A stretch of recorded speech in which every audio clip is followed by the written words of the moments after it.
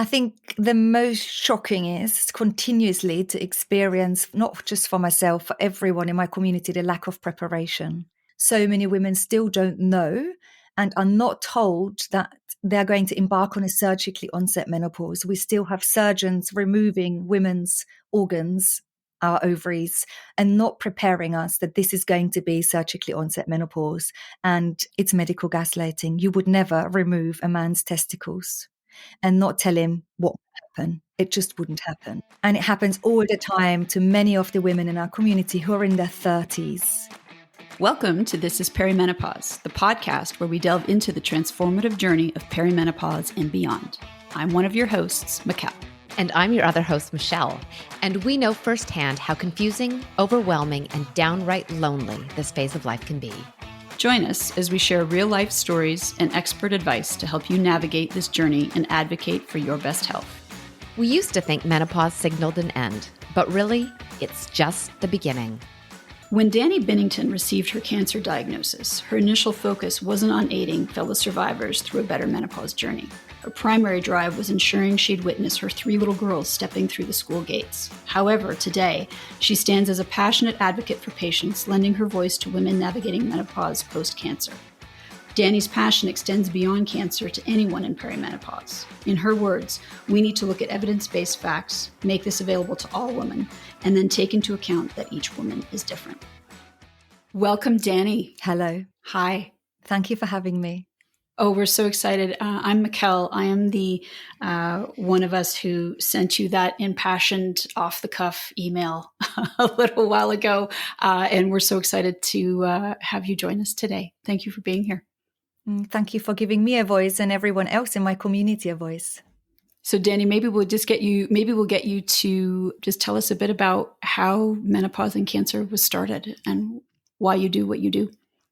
Yeah, of course. You know, sitting here being a guest on your show, I very much sort of think, I need to switch my mindset a little bit from being a host to my own show to now being a guest. And what I want to convey to you today is almost the bundles of hours of experience that all of my guests and experts and survivors have shared with me so that I can sort of share a little bit of that with all of you on top of my own experience. So I was 33 when I was diagnosed with breast cancer. I was a young mum to 3 really young children. So my twins were 2 at the time. I had identical twin girls. They just started to sleep through the night, just about, because they were really bad sleepers. And we thought life was getting a bit easier. We had a 4-year-old, an older sister, 3 girls. Life was busy. And I was sitting and watching the telly and I found a lump I was just having a grope in my armpit and there it was.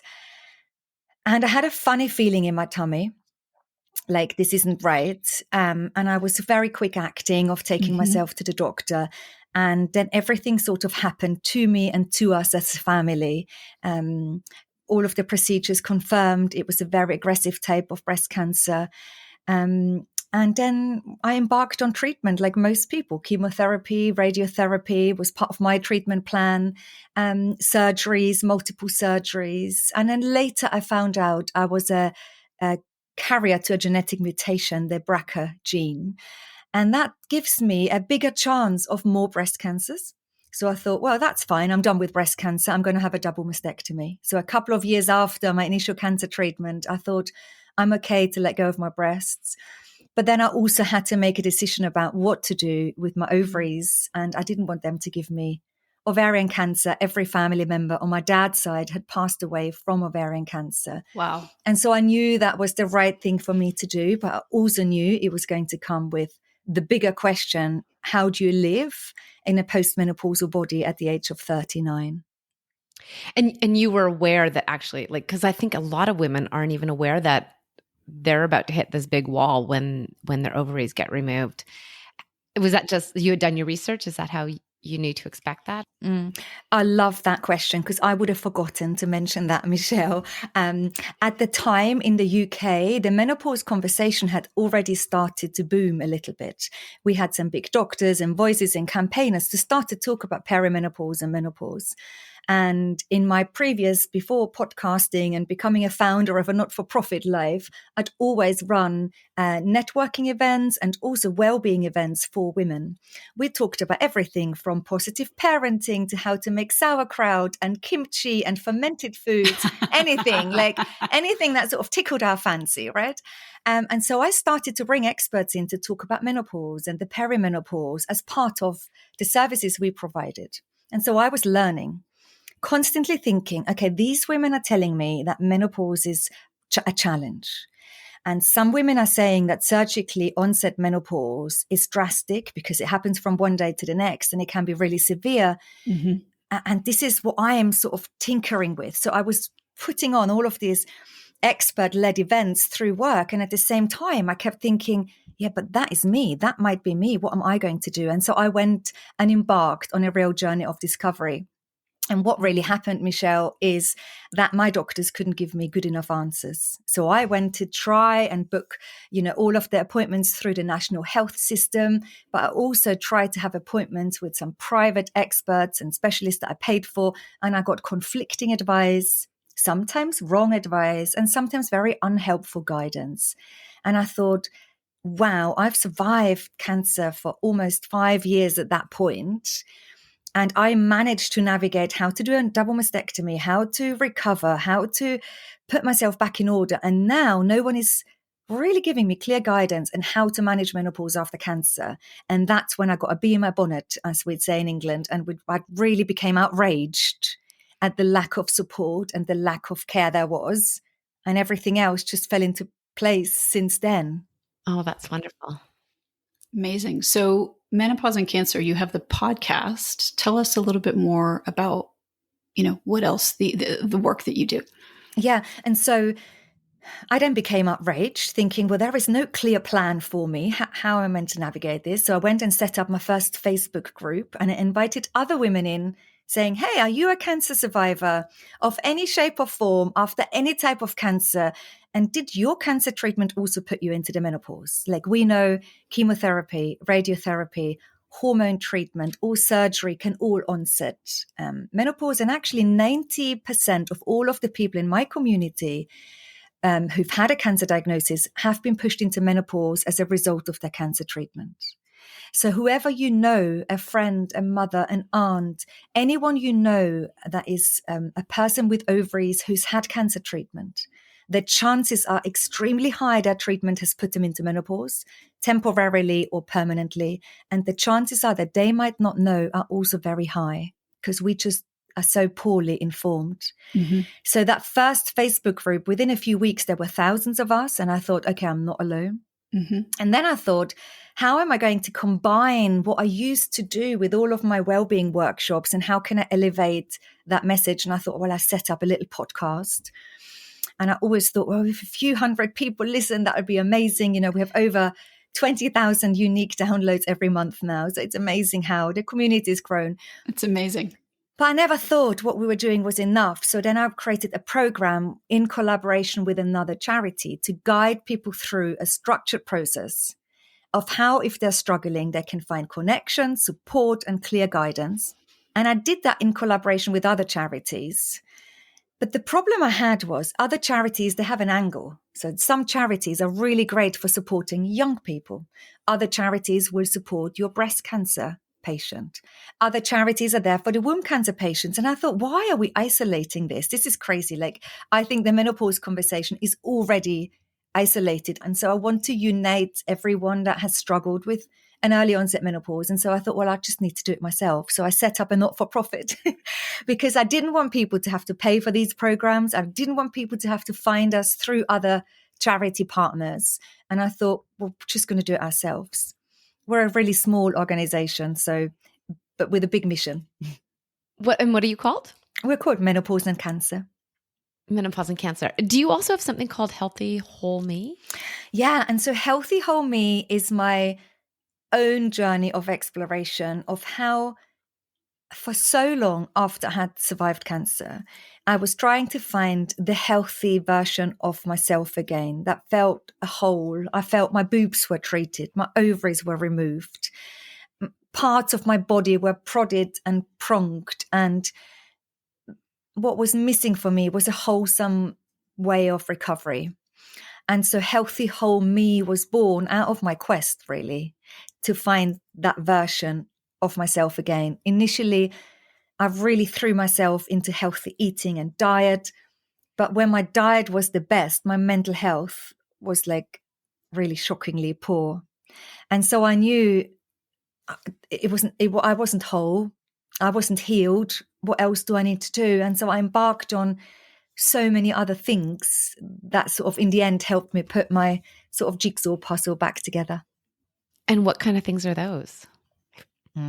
Well, the question is, what didn't I do, Michelle? I got a lot of things wrong, and a lot of things I tried without there much being evidence, and I didn't always know exactly. I didn't always have a plan, and it's partly what I want to help people with. If you have a plan, you can save yourself a lot of energy.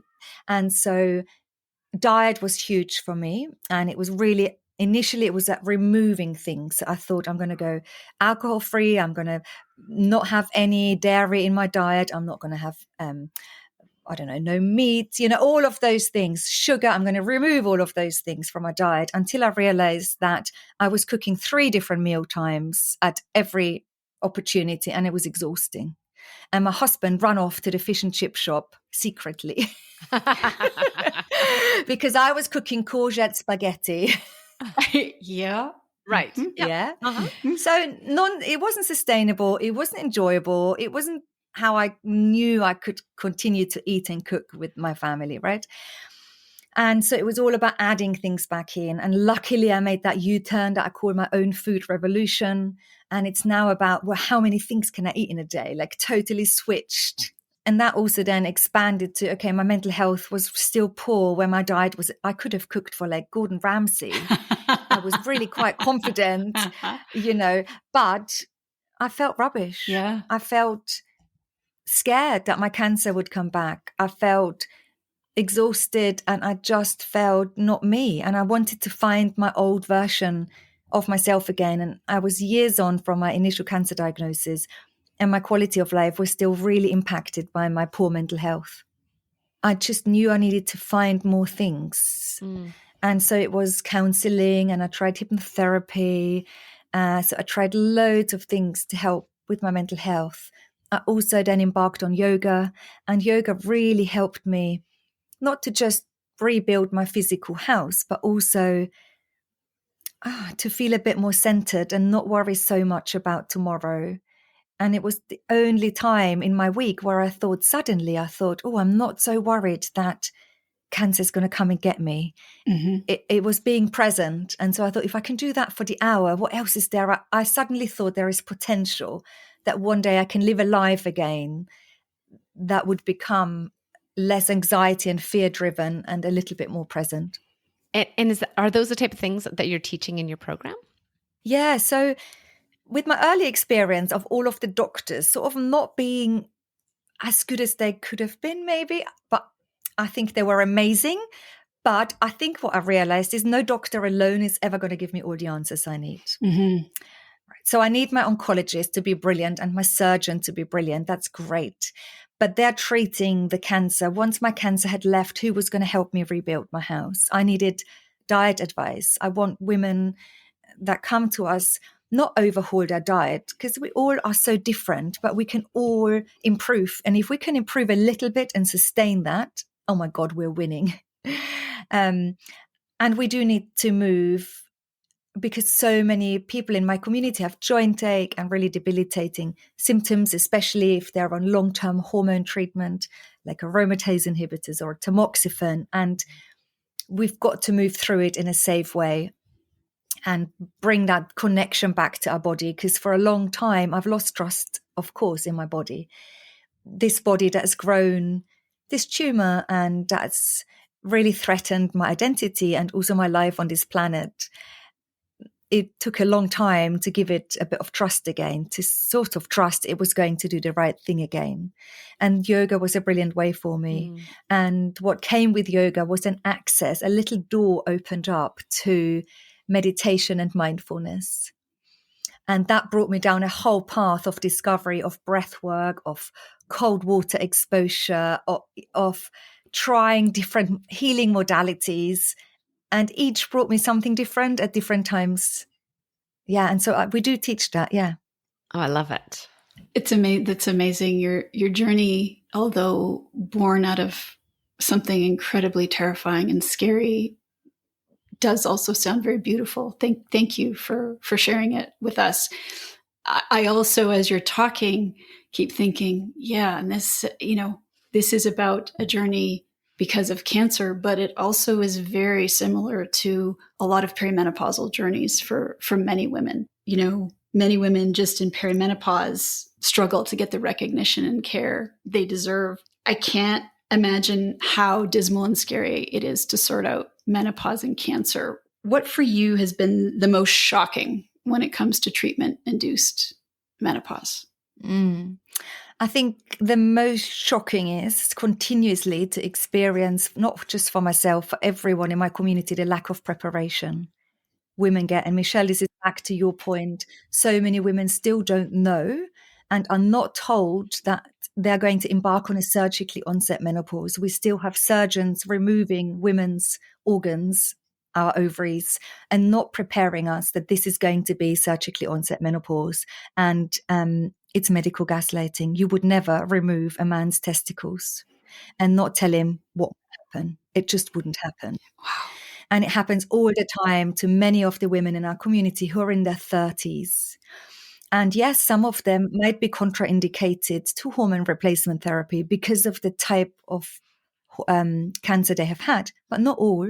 But for some women, there is even no contraindication and they're not offered their hormones back because no one's talking about what happens to them. I was just going to say, Dani, this is how I found you, because my mother recently had a breast cancer diagnosis and elected for double mastectomy with reconstruction, very decisive, scared, but okay, this is what it is. And this is how my mother is, just very decisive and moves forward. And that's great. But the debacle around whether she could continue hormone replacement therapy or menopausal hormone therapy was probably the most stress-inducing part of this entire experience.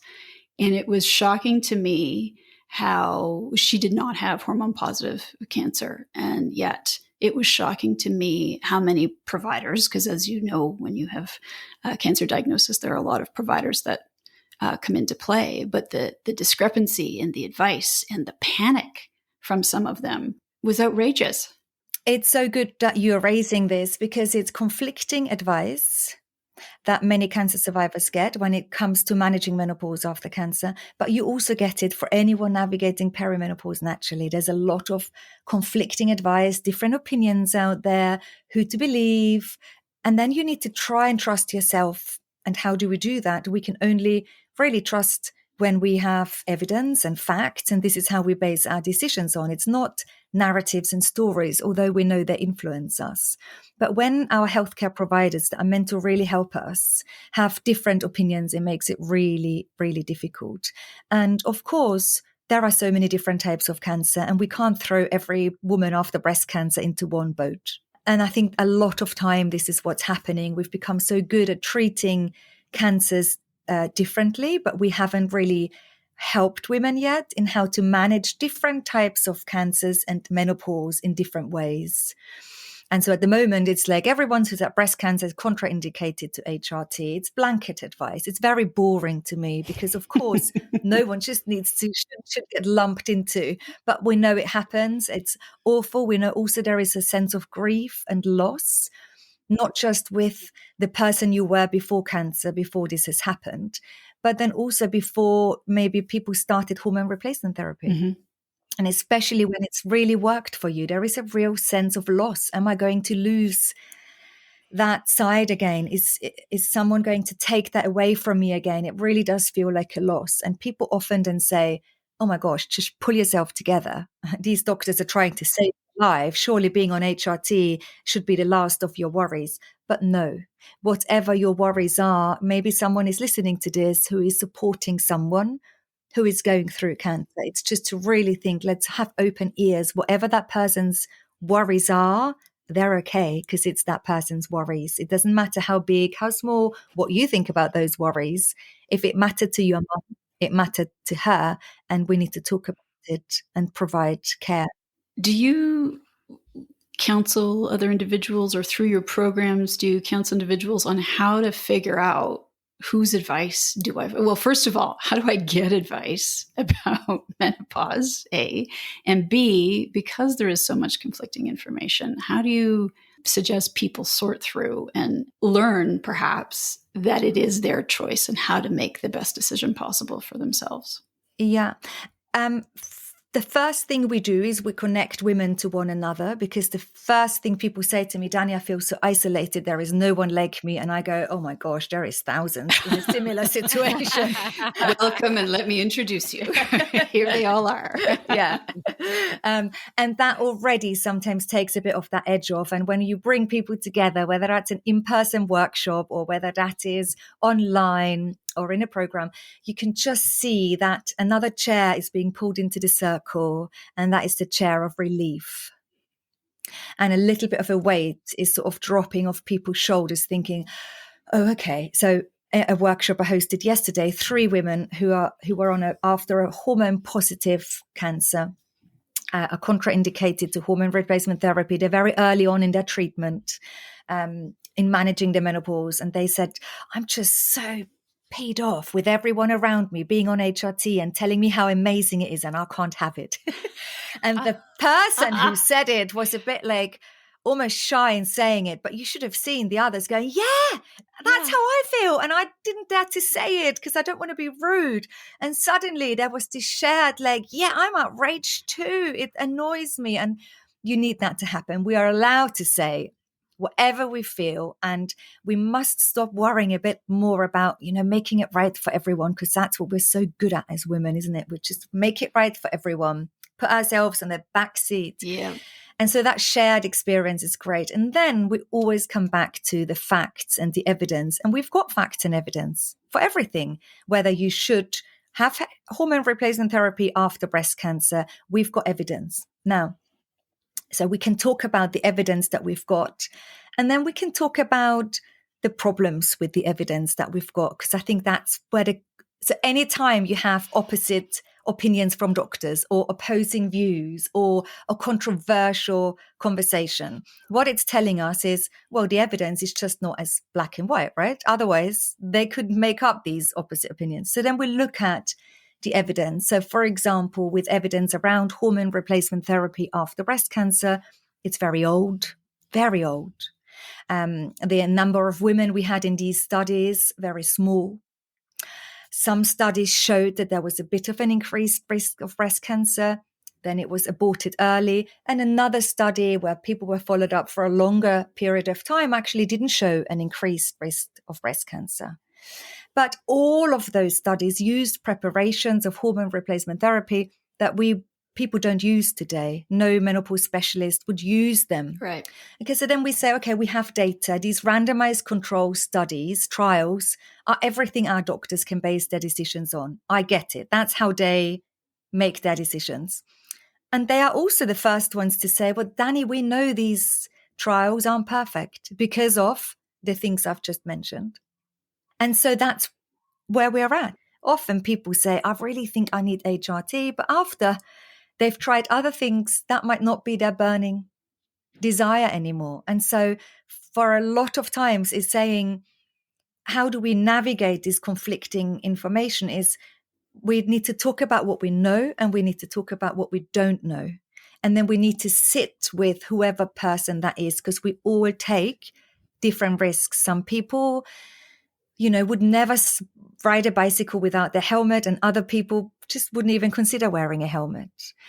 Some people continue to eat sugar and drink after a cancer diagnosis, and other people stop alcohol and, remove sugar from their diet. We're all so different. Who am I to say what you should or shouldn't do? No one. If you're curious, if your mum is curious and she had those questions, she deserves the answers. I'm not saying it's going to be easy for her to sift through the different opinions, but if you're curious, You've got to just keep asking and nagging and knocking on people's doors until you have the answers that you need to make an informed decision. And that is exactly what she did. And was able to make a decision before the surgery, and that is great. I think what you're describing, it's curiosity, but also there needs to be a shift in mindset, maybe a little bravery, because a lot of us don't feel comfortable asking questions or bothering our doctors. That's another important piece. Would you agree? Yeah, absolutely agree. And we can't always do it. It's what I want to say to people at home, whether they're navigating perimenopause naturally or whether you've had a health condition, whether that was cancer or something else that has put you into menopause, maybe early or something else. We have other complex histories that come into place at the same time as perimenopause and a cancer diagnosis. And sometimes everything is a bit much. We can't always tackle these difficult decisions and try and find an answer, because sometimes everything else is actually exhausting. We're exhausted. We don't sleep very well. Sometimes we've got loads of other symptoms. And sometimes you've just got to say, you know what, I'm just getting by for a few months and I'm going to rebuild my house a little bit. And when I have a tiny bit of energy left, I'm going to go and revisit and go to the doctor. And so often when people say, come into our programs or workshops, the first thing we say is take the foot off the pedal, maybe remove a few social media accounts. And an overflow of information sometimes can really stop us in our tracks. Yeah. It's too much. There is so much we listen to, and especially at 3:00 in the morning when Dr. Google gives us all these amazing answers. I'm so bad with that. But then you wake up in the morning and you still don't know what to do because it's too much. And sometimes it's getting through and doing one little bit and maybe looking after your diet or trying to exercise or whatever it might be. And then thinking, when I've got a bit more energy, I'll tackle this really difficult thing. Because then you have the energy to say to your doctor, hang on a minute, but you still haven't given me the answer. Who can help me find out? And that takes energy. Like Michelle said, it's exhausting. It takes it out of you. I wanted to circle back on something you said a few minutes ago, Dani. You talked about, for some people, it turns out that HRT isn't the right, or hormone replacement or hormone therapy isn't the right option. Are there some other options that you could share with us that you or some of the people you've encountered find beneficial, and that might be beneficial for people who are in perimenopause, but not because of, or no, in menopause or perimenopause and struggling, but not because of cancer? Loads. And I'm going to go into them in a second. But before I do, I also want to say it's choosing the right time when you are inquiring is also important, and that you can always change your mind. So we have women who are going through active cancer treatment. They're not going to worry too much about their menopause. They've got bigger fish to fry. They need to survive. They need to get through this next bit. However, some women come to us 12 years after a cancer diagnosis, and maybe they're then arriving into perimenopause naturally for a second time. And they're thinking, oh my gosh, I've still got no doctor wanting to help me because I've had cancer all those years ago. I'm still being lumped into this breast cancer group, for example. But what do I do? My cancer was treated. I'm 15 years on. And as a person then, you might have different questions and you might think, is hormone replacement therapy maybe an option for me now? It's a very different conversation to when you're a year on from your treatment. And you might have a different curiosity around that. And so it's also important to say, whatever you start doing now, you can change your mind, which is the great thing. And also, just because something wasn't relevant to you 5 years ago doesn't mean it's not relevant today. And so when we look at all of our non-hormonal prescribable options, for example, just because your doctor might not want to prescribe you hormone replacement therapy doesn't mean they can prescribe other things. And so, for example, I know on your podcast, you would have talked about that hormone replacement therapy is the first line option to treat the symptoms of the perimenopause and menopause, and it's not antidepressants. All right, that's what the guidelines, for example, of the British Menopause Society tell us. If a woman is perimenopausal, menopausal, first line treatment is hormone replacement therapy, not antidepressants. But when you're a woman with a history of cancer, antidepressants can be a really, really helpful medication. They're often prescribed in much lower doses than to a person that is clinically depressed.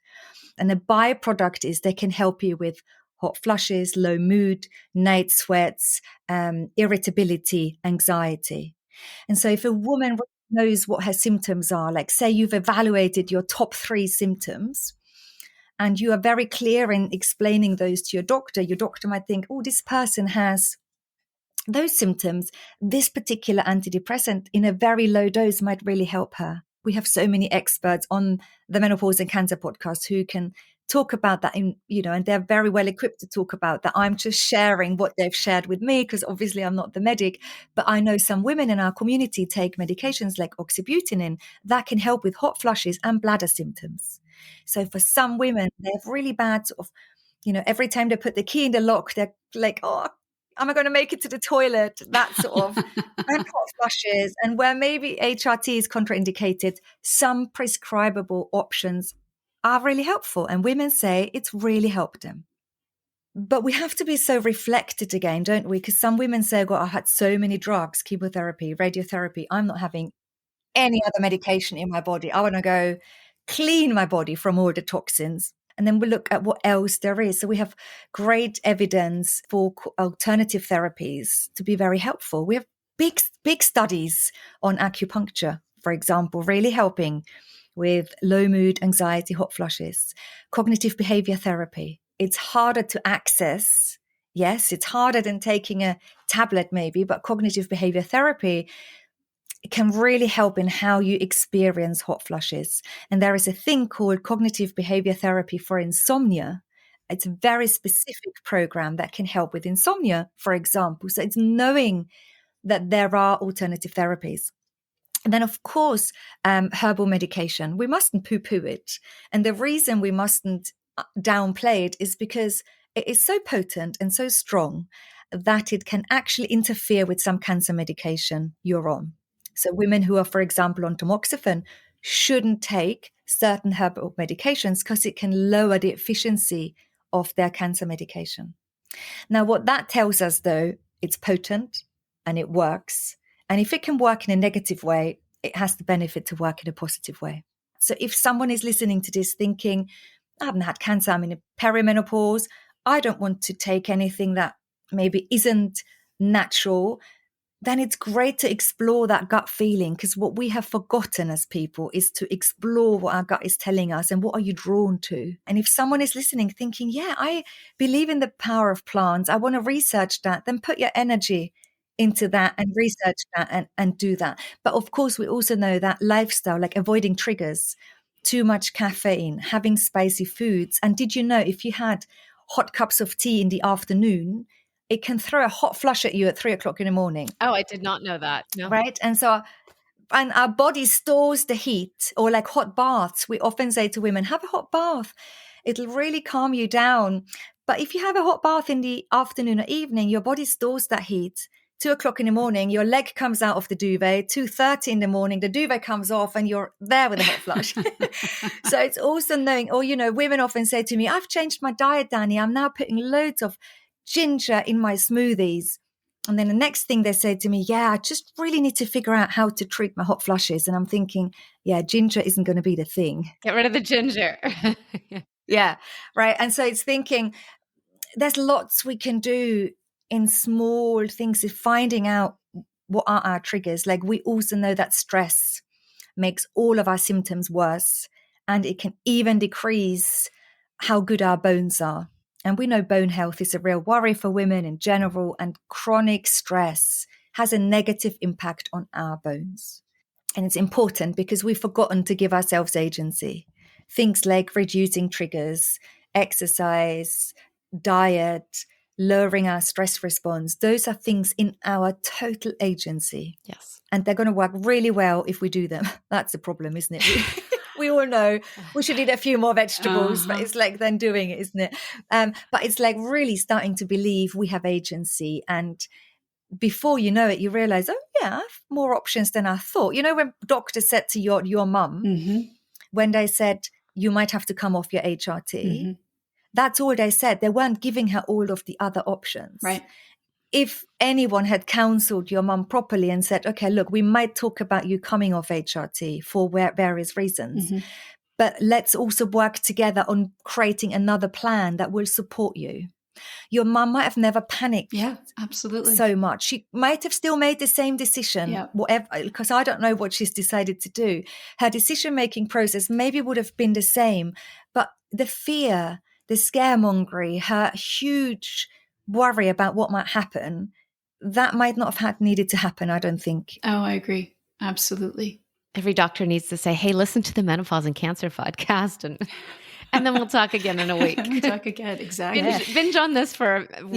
Yeah. On that point, are there providers that you recommend your followers go to, or how do you suggest they build their team to be in line with their wants and desires and the quality of life they deserve? Yeah, it is a tricky one. And as our podcast has grown into Australia, New Zealand, America, Canada, it's really trying to find access for each person wherever they're at. But even here in the UK, we get very different care depending on where you live. It's a bit of a postcode lottery. Some people have all these brilliant oncologists that talk about it. Other people, a bit less interested. Once you realize what you're going through and once that awareness has arisen, oh gosh, this is going to be it now. I'm in menopause after cancer. We sort of need to wake up to that. And that curiosity arises in us thinking, how am I going to sort myself out? We'll know quite quickly who in our team is going to be helpful because it's starting the conversation and it's starting to hear what comes back. Do you have a clinical nurse specialist? If you're still under a team, that might be a good contact and say, I'm experiencing this. I know it's a side effect. It was probably meant to happen, but who can help me? And continuously ask who can help me with that and trying to see how you can feel your way through who you've got in your team currently. That might be a pharmacist. So women who are, for example, on drugs like tamoxifen, which I've mentioned before, and they might be on this drug for 5 or 10 years. Sometimes even the prescribing brand, like the supplier of the brand you take, makes a difference to your symptoms. It doesn't make any sense, right? The medication is the same, but just by switching brands and products or by taking it at a different time of the day, those are all little tweaks you can do yourself. It can make a big difference. So your pharmacist could become a thinking partner and thinking, hey, I'm on this medication. I meant to do this for 5 years. I'm not sure I can. I'm not feeling great. Have you got any tips for me? They are a wealth of knowledge. They are. And it's not just taking the status quo and thinking, well, that's it now. Well, no, it's not. What we know from women is their symptoms change. Whatever you're experiencing today, you're not going to experience forever. Symptoms come and go. They change. And then also thinking, well, if they're there, if they're present, reach out, ask whoever is around you that you can literally reach and have that conversation with, instead of thinking, well, that's my lot. I've survived cancer. I should be so grateful. And that's just a trade-off for having survived cancer. And I don't want to give unrealistic hope and false expectations. It's unrealistic to think that we're always going to be symptom-free. When I talk about an empowered menopause, it's not a symptom-free menopause necessarily, but it is about knowing people can help us when we're struggling and then trying to do a bit better. It's doing something is better than nothing. Well, and that arguably it's nothing, and maybe that gets you to the next step, and then you feel a little bit better, and then it's the next step, because I think we also tend to have an expectation of things and of ourselves to just be better, right? All in one fell swoop. And many women, when they are in perimenopause, naturally, we often think something is wrong with us. Like I speak to so many cancer survivors who have so many symptoms and they want to tell me that they're not working out enough. That's why they are overweight. They are not trying hard enough. That's why they don't make it to the gym. That they should be doing better. Their mental health, I thought for years I should be in a much better place than I was. But no. Our bodies are presenting us with a natural reaction to what's happening on the inside underneath that layer of skin. And whether that is your perimenopausal and your hormones change and it's a natural evolution, but you're out of whack, or whether that is because it's been brought on by a cancer treatment, it's listening to what's going on inside of us, but also knowing it's none of our fault. Our bodies are reacting because of what's happening inside. It's a normal, natural reaction. And that requires a bit of rethinking, right? Thinking of doing things differently, coming up with a plan, but also asking for help. And being kinder to ourselves, right? Like just accepting that it's okay to not be okay. No, I totally agree with that, because for as soon as my cancer treatment finished, I thought, that's it, now I'm back to normal. Oh my God, what a big illusion.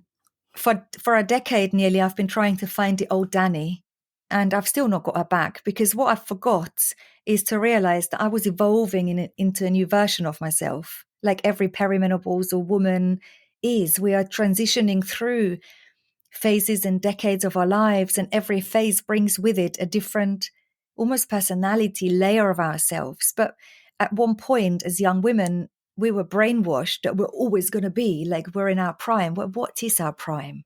In my generation, I'm in my mid-40s now. Maybe I still think sometimes our prime is in our 20s or early 30s. But hang on a minute. No, who told us this? But we keep holding on and wanting the older versions of ourselves back. And the problem with that is we don't then allow ourselves to create a new version that we want to be, that we want to create. And that's where I think it's exciting, where we have potency, where there is agency, and whether I think, gosh, my new version of Dani doesn't need to be better than my old self. She's just different kind of girl. She's not up, at 3:00 in the morning, knocking back vodka shots at every party. No.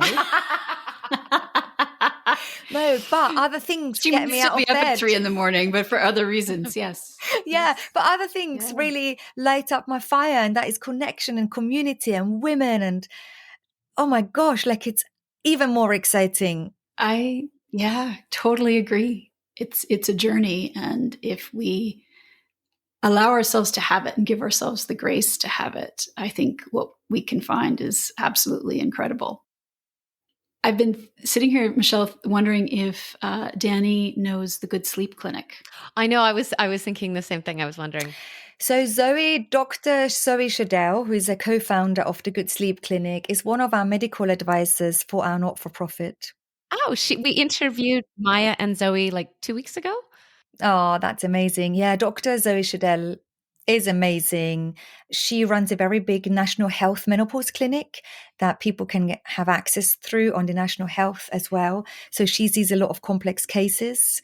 And when people say to me, there is nothing I can do, I'm on this cancer treatment and that's why I'm not sleeping, I'm always got Zoe in the back of my head thinking, no. Zoe says there's always something you can do, even if you stay on that medication. And there is so much hope in that.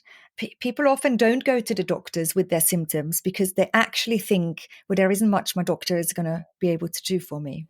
Or they've maybe been and the doctor has said there's not much they can do, but maybe you just need to ask another doctor and maybe another doctor, right? Until you find the Dr. Mayas and the Dr. Zoes of the world. Yeah. Or if you can't afford them, it's to really then tapping into more resources, apps and places they're on, and listen to podcasts like yours where you get amazing people like Dr. Zoe Shadell on and doing a little bit more of that. Yeah, they're brilliant. Amazing. We're getting close to time, and I'm sure that Dani's got a lot of other things on her plate today. Is there anything else you would like us to cover, Dani, that maybe we didn't touch on? Or no, I just hope it's also an helpful information. Like I hope that people listening who aren't affected by cancer themselves just know that life does throw us these curveballs. And I think they don't need to be big. And I don't want people at home listening thinking, oh, I am not as bad. I haven't had cancer. I'm going through perimenopause naturally. It's easier. We must stop comparing ourselves as women, because there will always be someone who is better off than you right now. And there will always be someone who is much worse off than you. And so it's pointless to compare our stories. If I speak to one person and she can't sleep for one night a week, that might be awful for that person, really throws her. And other people, wake up at 4:00 in the morning and they sort of think, well, it's okay for me. I get through the day in my way. And so we mustn't compare. There is no hierarchy. When are we bad enough to get help? There is no such a thing. Is, I think, really for each of us to truly connecting to ourselves a little bit more and thinking, is everything okay? We don't spend time on ourselves anymore. We spend time listening to podcasts and trying to figure things out and sorting everything else out around us. But to truly think, what do I need right now? And how can I help or serve myself is a really important question that we don't ask ourselves anymore. But when we do, good answers come. And it's a different answer at different times in our lives. And I think to keep that open mind is really important, to stop comparing, to stop judging, and just to sort of be on our own journey and evolve with ourselves is something I'm really passionate about sharing with everyone listening today, whatever their history and wherever they're heading. I love it. It's amazing. Thank you. So an update on my mom. She did have the double mastectomy and the reconstructive surgery at the same time, which was fantastic because they weren't sure they would be able to do that. The prognosis is great. She does not have hormone positive cancer, and her oncologist, who made the final call along with several other specialists' input, said, no, you can keep taking hormone replacement. There is no issue. So she's decided she's going to continue because for her symptoms are just really unmanageable without it. So despite the fact that she's well beyond perimenopause at this point. Yeah. There is one thing I would like to add for everyone at home is, can we rethink that it's always our doctor's final call? Can I question that? I'm not saying we need to change it, but can we query that and question that? Because I love that you just said that. We are we are steering this ship. We are in charge of our care. We are in control of all of those things. And we can be guided by our doctors and helped by our doctors. But I always struggle a little bit with it. It's always there, like they're on top of us and they're deciding over us. Like, you're absolutely right. And ultimately, and that's something we talk about a lot amongst ourselves and on this podcast, it really should be our choice with the benefit of evidence-based information from skilled practitioners. But really, the choice should always be ours. Because if you're in perimenopause and you're navigating this naturally, and one woman will say, your best friend will say to you, hey, really, HRT is the way for me. But your other best friend says, I don't want to touch it. I just want to go a different way. It's both so valid. It's both so okay. There is no right or wrong. And it's the same whether you're managing it naturally or after a cancer diagnosis. And then we stop the judging and we look at every woman with a bit more compassion, thinking, hey, yeah, you do you and I do me, and let our doctors guide us and we do our own thing. And that to me is empowering. Absolutely. Thank you so much. This has been fantastic. And you can tell that you've done almost 100 episodes on your podcast. You're a great guest, like fantastic. Thank you so much. Oh, and thank you for all the work you're doing. It's incredible. And I couldn't get it out there without people like you who are allowing me to tell my story and to share the information that goes on in our community. So, yeah, thank you for elevating our voices. Thanks so much for listening to the show. If you like what you hear, please take a moment to rate and subscribe to our podcast. When you do this, it helps to raise our podcast profile so more women can find us and get a little better understanding of what to expect in perimenopause. We also read all the reviews, the good, the bad, and the ugly, to help us continuously improve our show. We would love to hear from you. You can connect with us through the podcast, on social media, or through our website. Our information, as well as links and details from our conversation today, can be found in the show notes. This podcast is for general information only. It's designed to educate, inspire, and support you on your personal journey through perimenopause. The information and opinions on this podcast are not intended to be a substitution for primary care, diagnosis, or treatment.